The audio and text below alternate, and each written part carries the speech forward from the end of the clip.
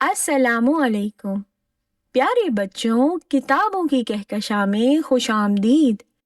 میں ہوں آپ کی میزبان دیا خان۔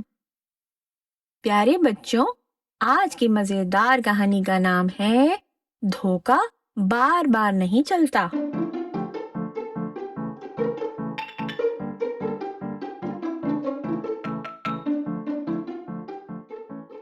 کسی مکان میں بہت سے چوہے رہتے تھے۔ اتفاق سے ایک بلی بھی وہاں آ کر رہنے لگی۔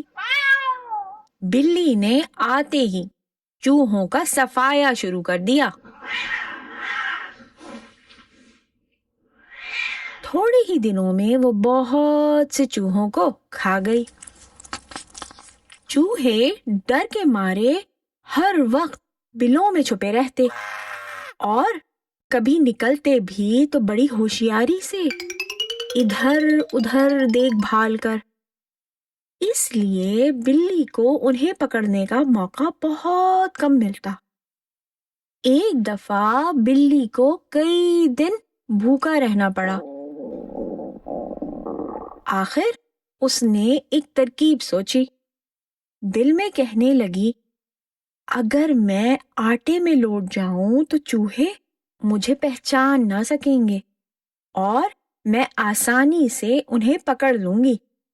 یہ سوچ کر اس نے آٹے کا ایک بڑا سا کنستر الٹ دیا اور اس میں لوٹنے لگی۔ جب اس نے دیکھا کہ سارے جسم پر اچھی طرح آٹا لگ گیا ہے تو چھپ کر ایک کونے میں بیٹھ گئی۔ چوہے بلی کو آٹے کا ڈھیر سمجھ کر ادھر ادھر دوڑنے لگے۔ کچھ چوہے بلی کے بالکل قریب آ گئے۔ بلی نے جھپٹ کر ان میں سے 2-4 کو پکڑ لیا اور ہڑپ کر گئی۔ وہ اپنی اس کامیابی پر بہت خوش تھی۔